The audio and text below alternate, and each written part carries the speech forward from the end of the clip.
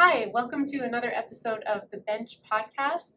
I am here today talking about my home search, my husband and I's home search, to find the home that we currently own. I think it's a very interesting kind of direction that we went in terms of we changed what we were looking for multiple times throughout the search. We were probably the worst clients I ever had. So I thought I would just share our story if it, in case it helps somebody who is in a similar situation to ours or is looking for something similar. I think we learned a lot in the journey. I had a lot of experience showing clients properties and houses and switching searches in the past. However, it's different when you're going through it yourself. Obviously, you've got the emotions, you've got a spouse to kind of bounce off of. And yeah, so originally we were in a position where we had a very flexible move date. We didn't necessarily need to be out of our house by a certain time or day, or there was no external factors for us. So that was a good position to be in. It was very slow. I think from the time that we started looking to the time that we actually found our house was about eight or 9 months. So we got pre-approved. We're both self-employed, so that took some time. I was just into my third year in real estate, but we both needed 2 full T4s. So this was kind of the first year that I had 2 T4s to provide for the pre-approval. So we got pre-approved and then we started looking at resale properties. And my husband owns a landscaping and lawn maintenance company. So he has a lot of equipment. He would prefer not to have the equipment stored off-site somewhere. It's obviously more convenient to have it at home so that you can work on it, etc. So that was our main criteria at first, was looking for a property that would accommodate his equipment and garage space that he needed. I did not want to be too far outside of the city. So those were our 2 main limiting factors. There's always limiting factors when you're looking for a home, but those were our 2 criteria that neither of us were really willing to budge on. So we started looking at a few resale properties, and of course it's hard to find space like what my husband needs within the city. So there were very few properties available. We did see a few kind of out closer to the perimeter. There are larger yards and you can build garages, etc. So we started there, but didn't quite find what we were looking for in terms of quality of house, which ended up being another limiting factor or another criteria for us. We wanted to find something that we could be in forever. I'm a real estate agent, but I honestly hate moving. Moving is my least favorite thing to do. So we're looking for something where we could stay in for quite a long time. We did have to start looking outside the city. So that was our next step, is looking just outside the city, kind of in every direction, to find a yard and a house that we could both kind of be okay with. And we found a few that technically fit on paper, but just for whatever reason weren't great. We found one in St. Andrews that worked, but it was a newer home, so it didn't have tree line, didn't have an established yard, and so we didn't want to kind of start from scratch on that. Even though my husband does landscaping, he doesn't want to do it from home. So we looked at a few, and then after maybe 5 or 6 viewings, we decided that we would look into building a home, especially since we didn't have any deadlines for when we needed to move.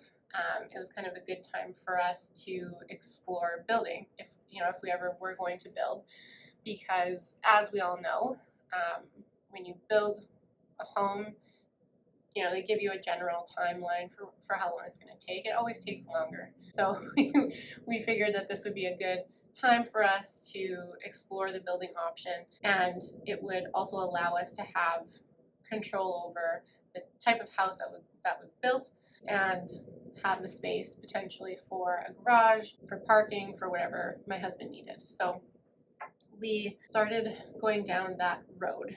And what is interesting about building within the city versus building outside of the city? Well, I should say it's different about custom building. So custom, or just building in the development in general, is fairly not straightforward. It still has its complexities, but you pick a lot. That lot is owned by a builder.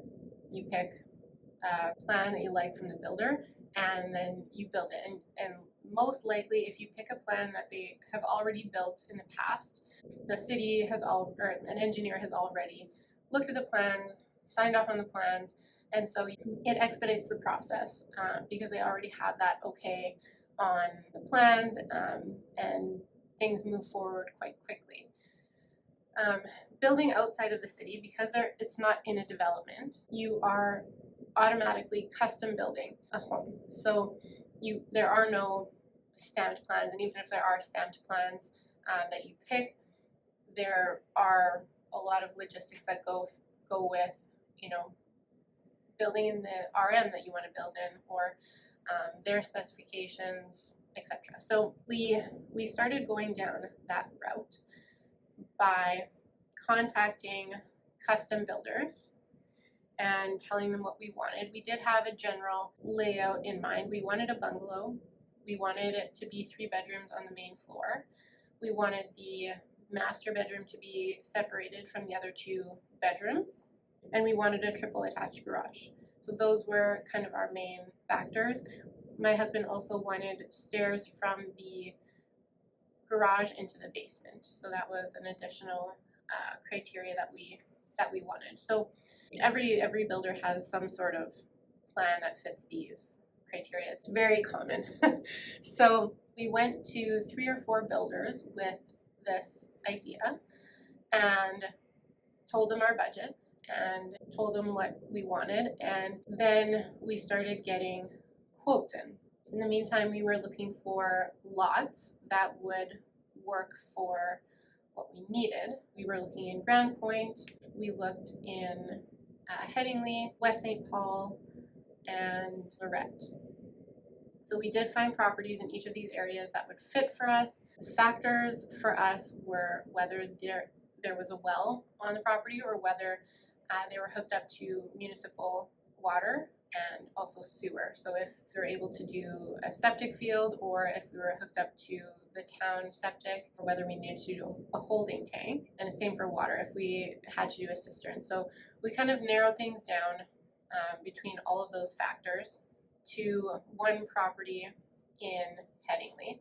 We had previously been talking to a builder who built out of West St. Paul, and so once we decided on the Headingley property, we mentioned that to them as well. The interesting part about building in this way is that each builder has, I guess, their standard what's included with their build, and then obviously you pay for extras that you want. Custom is a little bit difficult because it's based on kind of an idea. There is no baseline for what something costs, because you're doing something that's unique in a way that hasn't been done.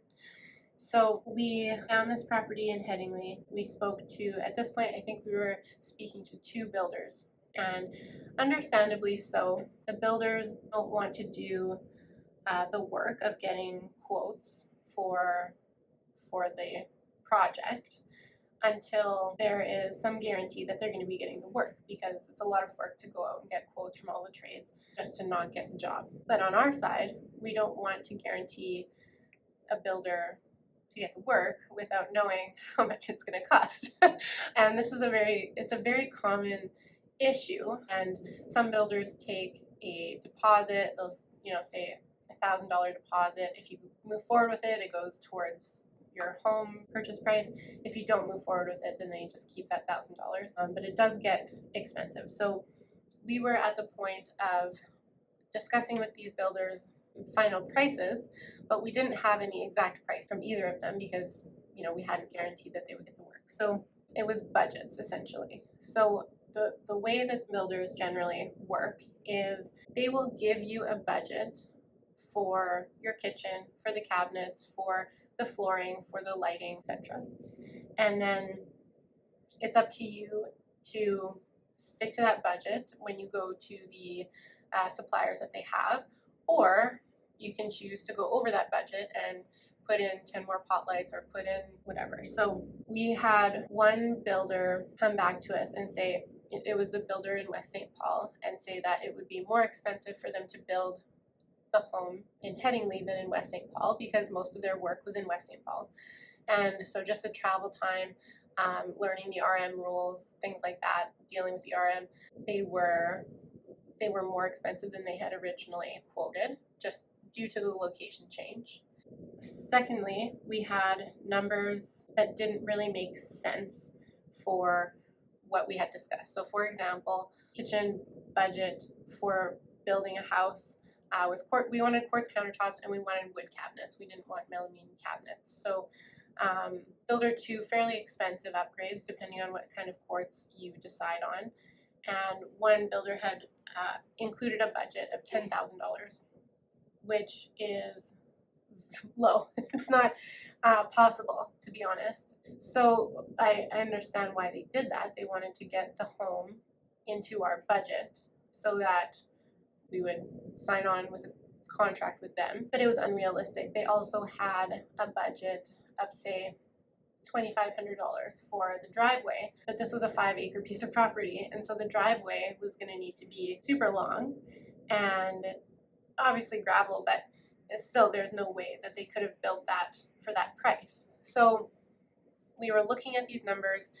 I created a spreadsheet for each builder, same template with things like lighting, kitchen, flooring, all of the kind of categories. And then we wrote in each either what was included in the contract, so what their base kind of inclusions are, say, 4 pot lights per room or whatever. And then I included the price to upgrade to what we actually wanted, which was tons of work for us, tons of work for the builder, but difficult to sign a contract without knowing how much it's going to cost. And when you do speak to people who have built a custom home, they always end up spending more than what the original project was quoted, because whatever's quoted either was not a realistic price for that thing, like for example the kitchen I was talking about, or you get into a mindset of, well, it's easier to do it now than it is to do it later. It's cheaper to do it now than it is to do it later on. So for example, pot lights, it's much cheaper to do them at the build stage than it is to do it later on, because you're not cutting into drywall, running wires, etc. We were kind of down a rabbit hole of 2 builders and the prices that they were quoting us for everything. And on top of that, we needed a variance in order to build an additional garage. So we wanted a detached garage as well, but the RM in Headingley did not allow in square footage, certain heights of additional buildings in that certain zoning area. So we were applying for a variance for a permit as well, because that was a determining factor for us. If we weren't going to be able to build an additional garage, then the property didn't work for us. Even though it had the space, obviously the space is useless unless you can build what you want. So we were going through this. My husband and I sat down at one point and realized that the cost to build, even though when you originally talk to a builder, they may say, yes, you can build for that price, you realistically can't. In our case, at least, you can't. You do need to have flex in order to kind of cushion those upgrades or those additional things that you're going to end up doing, and we didn't have the flex on top of what they were quoting us. So we kind of went back to the drawing board and figured out how to add some flex, so how to create a little bit more of a cushion for us. So that would have involved selling a property that we had. We were talking about different options, and then we decided to take one more look at resale properties, and if we couldn't find anything that worked for us, then we kind of would know that this is the only way to get what we wanted, was to build. So we took one more look at resale properties and found 3 to look at the following day. One was in Lorette, and it's interesting because it was almost the exact same layout as what we were planning on building. And it had a lot of the same elements that we were planning on building. So it was really nice to see. I hated it. I actually hated the house. It was, the way the layout was, it had a 3-sided gas fireplace, which is something that I really wanted and that I personally love. But the way it was situated in the room, it kind of closed off a bunch of spaces so that the kitchen was cut off from the living room. They went over and above on the basement, so the price was fairly high for the upgrades that they did, but it wasn't of value to us. But at the end of the day, the house was not for us, and so we saw another one, and that one was in North Kildonan, which was inside the city, which was what I originally wanted. And it was immediately, I walked in, I got there before Matt, and immediately it was exactly what I wanted. I got very excited about it. It didn't have the stairs to the garage, but it had stairs right beside the man door to the garage, very close. It was a 2-bedroom house, and it had been on the market for a while, but it was priced out of our price point, and they had just dropped the price to within our price point. That's why we didn't see it originally. So Matt came, and yeah, he also thought it was perfect. So that is how we found the house we're in now. But that's not where the story ends. Put an offer in on the house that we in North Kildonan that we liked. So our offer was conditional on again us getting a variance for building the additional detached garage on the property, and it was conditional on a home inspection, and we also wanted to do a walkthrough of the house with the seller because the systems in the house, it has a boiler system with in-floor heat in the basement, but then it also has forced air heat in the main floor and air conditioning. So it was a system that I'm not very familiar with, Matt wasn't very familiar with, and so we wanted to do a walkthrough with the seller so that he could show us how the system worked and how to maintain it. So we started getting a variance for the detached garage that we were going to build, and that included going to all of the neighbors' houses. You need to go to the homes of the people directly in the radius of the house. So that ended up being 4 or 5 neighbors, and introducing ourselves, but we hadn't officially bought the house yet, so it was kind of an odd situation for them. And we were asking them to sign off on us building a garage, but taller than a usual double detached garage. Thankfully, they all did. They were great, and it was neat to also meet the neighbors before we moved in. Not that you can get a huge impression from the first time you meet somebody, but it was neat to do that because not everybody gets a chance to meet the neighbors before they move, and that can be a big factor for somebody moving because you never know.